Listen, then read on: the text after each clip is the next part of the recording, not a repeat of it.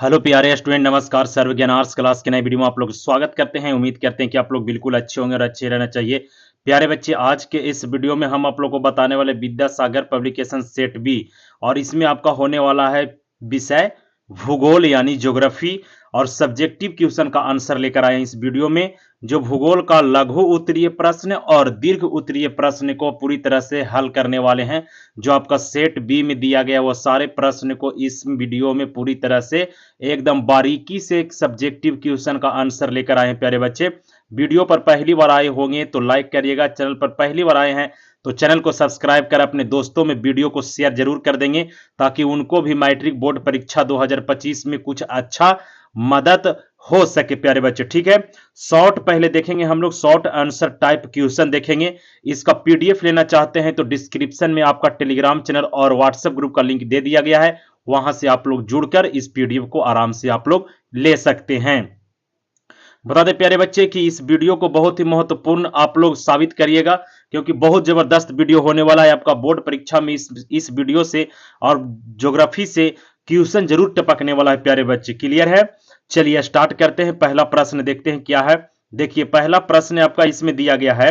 पहला प्रश्न है, डियर स्टूडेंट, की प्राकृतिक संसाधनों का संरक्षण क्यों आवश्यक है?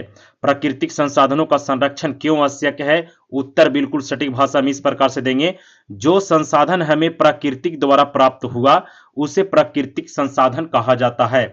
जो प्राकृतिक के द्वारा मिला है उसे प्राकृतिक संसाधन कहते हैं। इसका नियोजित और विवेकपूर्ण उपयोग ही संसाधन निरीक्षण कहलाता है। मतलब विवेकपूर्ण उसका उपयोग करे, बढ़िया से उपयोग करे। ये नहीं कि कोयला, यूरेनियम, लोहा, सोना, चांदी अभी भरपूर है तो पूरा उसका उत्खनन करके खनिज को निकाल कर खत्म कर दे, आने वाला पीढ़ियों को शीशा में बंद करके दिखावेंगे, देख बाबू ये लोहा है, ये कोयला है। ऐसा नहीं करना है। संरक्षण करना बहुत आवश्यक है और धीरे धीरे उपयोग करना बहुत अति आवश्यक है, और नई चीजों का खोज करना चाहिए। जैसे पृथ्वी पर पेट्रोल, गैस, कोयला, जल, अन्य खनिज पदार्थ हमें प्रकृति द्वारा प्रदान किए गए हैं। अनेक महत्वपूर्ण ऐसे अनवीकरणीय संसाधन है जो एक बार उपयोग में लाने के बाद दोबारा उसका उपयोग नहीं किया जा सकता। आप लोग को पता होगा कि नवीकरणीय और अनवीकरणीय दो प्रकार के संसाधन होते हैं। नवीकरणीय में कि एक बार उपयोग करने के बाद दोबारा उसका उपयोग में लाया जा सके, उसे नवीकरणीय कहते हैं। और वैसा खनिज जिसको एक बार उपयोग करने के बाद दोबारा उपयोग में नहीं लाया जा सकता, उसे अनवीकरणीय कहते हैं। जैसे कोयला सबसे अच्छा उदाहरण है। आपका ऑब्जेक्टिव क्वेश्चन भी इस पर बनता है प्यारे बच्चे बिहार बोर्ड में। जो एक बार उपयोग में लाने के बाद दोबारा उसका उपयोग नहीं किया जा सकता। विकास की गति को बनाए रखने के लिए इन संसाधनों का संतुलित एवं विवेकपूर्ण उपयोग आवश्यक है, ताकि अधिक से अधिक समय तक इसकी उपलब्धता बनी रहे। अतः समाज और देश के उन्नति के लिए इन संसाधनों का संरक्षण परम आवश्यक है। इतना अगर जो आप लोग लिखते हैं तो आराम से एकदम कॉपी जांच करने वाला बोर्ड परीक्षा में जो होगा वो हंस कर नंबर देगा प्यारे स्टूडेंट। दूसरा प्रश्न है डियर स्टूडेंट आपका, दूसरा प्रश्न आपका एकदम आसान है कि देश के विकास में मानव संसाधन का महत्व है। देश के विकास में मानव संसाधन का क्या महत्व है? मानव किसी भी देश का सबसे महत्वपूर्ण संसाधन होता है, क्योंकि वह अपनी बुद्धि, क्षमता और तकनीक का उपयोग कर प्राकृतिक संसाधनों जैसे भूमि, वायु, जल, खनिज का दोहन करता है तथा और भी उपयोगी बनाता है। जैसे पानी है, देख लीजिए, तो पानी को शुद्ध बना दिया है ना। वायु है, वायु को शुद्ध बना दिया। भूमि है, भूमि में उपयोग कर अलग अलग प्रकार के फसलें उत्पादन करने की टेक्नोलॉजी का प्रयोग किया जाता है। तो इतना अति आवश्यक होता है मानवीय संसाधन देश के विकास के लिए। क्लियर है? चलिए तीसरा प्रश्न आपका है प्यारे बच्चे। तीसरा प्रश्न है, कहता है नदी घाटी परियोजना के किन्हीं दो लाभों का उल्लेख करें। नदी घाटी परियोजना या बहुउद्देशीय परियोजना किसे कहते हैं, इसको सुन लीजिए। कहता है बहुउद्देशीय परियोजना नदी घाटी परियोजना से संबंधित है। नदी पर बड़े बड़े बांध बनाकर अनेक प्रकार के लाभ उठाना ही क्या कहलाता है? बहुउद्देशीय परियोजना कहलाता है। तो नदी घाटी परियोजना के अनेक लाभ है जो निम्नलिखित हैं, आपको यहां पे लिखा गया है। पहला पॉइंट में लिखेंगे, नदियों पर बांध बनाकर नहरें निकाली जाती है, जिससे वर्षा, भौ वर्षा भाव के क्षेत्र में सिंचित होता है। वर्षा भाव का मतलब होता है वर्षा का अभाव, मतलब पानी की जहां कमी होती है वहां पर बांध बनाकर नदियों पर और नहर निकाल के उस खेत को, उस मृत भूमि को सिंचित करके जागृत कर सकते हैं। दूसरा पॉइंट लिखेंगे। दूसरा पॉइंट है आपका बाढ़ की रोकथाम करना तथा मिट्टी के कटाव को रोकना। नदी पर बांध बनाते हैं प्यारे बच्चे तो आपका बाढ़ जो है इसे रुकेगा, मिट्टी नहीं कटेगी, ठीक है, मिट्टी का अपरदन भी नहीं होगा। ये 2 पॉइंट आप लोगों को लिखना है। चौथा प्रश्न है आपका प्यारे बच्चे, इसमें पेट्रोलियम का महत्व कोयला से अधिक क्यों होता है। पेट्रोलियम जो होता है उसका महत्व आखिर कोयला से क्यों होता है। एकदम VVI प्रश्न है प्यारे स्टूडेंट, आप लोग एकदम इस सारे प्रश्न को आप लोग कॉपी में नोट कर लीजिए और इसको रट्टा मारिए, तुक्का मारिए, किसी भी प्रकार से इसको याद करना है आप लोगों को। उत्तर लिखेंगे, पेट्रोलियम शक्ति के समस्त संसाधनों में सर्वाधिक महत्वपूर्ण एवं व्यापक रूप से उपयोगी संसाधन है। पेट्रोलियम जो होता है वो सभी संसाधनों में सबसे अधिक और महत्वपूर्ण और उपयोगी होता है ये, ठीक है। पेट्रोलियम शक्ति के स्रोत के साथ साथ अनेक उद्योगों का कच्चा माल भी पेट्रोलियम होता है। इसके विभिन्न प्रकार की वस्तुएं बनाई जाती है। पेट्रोलियम से अनेक प्रकार के वस्तु जैसे गैसोलीन, डीजल, केरोसिन तेल, स्नेहक, कीटनाशक दवाइयां, पेट्रोल, साबुन, कृत्रिम रेशा, प्लास्टिक, इतना सारे सामान जो है सबका पेट्रोलियम से बनाया जाता है। इसलिए हम कह सकते हैं कि पेट्रोलियम का महत्व कोयला से अधिक नहीं, बहुत अधिक होता है, ठीक है, बहुत अधिक होता है। 5 नंबर प्रश्न बाबू आपका है कि भारत में सड़कों के प्रादेशिक वितरण का वर्णन कीजिए। भारत में सड़कों का प्रादेशिक वितरण यानी प्रादेशिक मतलब राज्य में बताना है कि कहां पर सबसे पक्की सड़क ज्यादा है और कहां पर जनसंख्या घनत्व के अनुसार सड़क का घनत्व सबसे ज्यादा है, किस राज्य में सड़क कितना है, ये सारे बातों को लिखना है इस प्रश्न का उत्तर में। देखिए भारत में सड़कों का प्रादेशिक वितरण विषम है। विषम का मतलब सब जगह पर सड़क समान नहीं मिलता है। सभी राज्यों में सड़कों का विकास का एक समान नहीं हुआ, बात सही है। समान रूप से विकास नहीं होने के कारण भू आकृति, केंद्र एवं राज्य सरकार के उदासीनता एवं राजनीतिक इच्छा शक्ति कमी है। जैसे महाराष्ट्र में 2.70 लाख किलोमीटर लंबी पक्की सड़कें हैं। सबसे ज्यादा भारत में महाराष्ट्र में ही आपका पक्की सड़क देखने के लिए मिलता है, जबकि उत्तर प्रदेश और उड़ीसा में क्रमशः 2.47 लाख और 2.36 लाख किलोमीटर सड़क है। कितना, इतना सड़क है आपका। पक्की सड़कों की सबसे कम लंबाई लक्षद्वीप में है। और सड़कों की घनत्व की बात करें तो सर्वाधिक सड़कों की घनत्व केरल में है, जहां पर 100 वर्ग किलोमीटर सड़क में 387.4 किलोमीटर में आपका प्रति व्यक्ति निवास करते हैं। इतना सड़क में इतना व्यक्ति प्रति निवास करते हैं, जो प्रथम स्थान पर देश में आता है। इस प्रकार से लिखेंगे। छठा प्रश्न है प्यारे बच्चे आपका इसमें, छठा प्रश्न है आपका इसमें कि सोन नदी घाटी परियोजना से उत्पादित जल विद्युत का वर्णन करें। सोन नदी जो है इसे आपका अमरकंटक की पहाड़ी से निकलता है। ये आपका ऑब्जेक्टिव प्रश्न पूछता है बिहार बोर्ड में।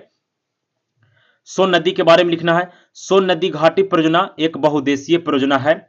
इसके अंतर्गत जल विद्युत उत्पादन के लिए शक्ति गृह, शक्ति का मतलब होता है बिजली उत्पादन करने वाला जो घर होता है उसको शक्ति गृह कहते हैं। शक्ति गृह की स्थापना की गई है। पश्चिमी नहर पर डेहरी के निकट, डेहरी एक जगह है उसके निकट 66 मेगावाट उत्पादन क्षमता का शक्ति गृह स्थापित किया गया है। डेहरी नामक स्थान पर 66 मेगावाट बिजली उत्पादित हो एक शक्ति गृह बनाया गया है।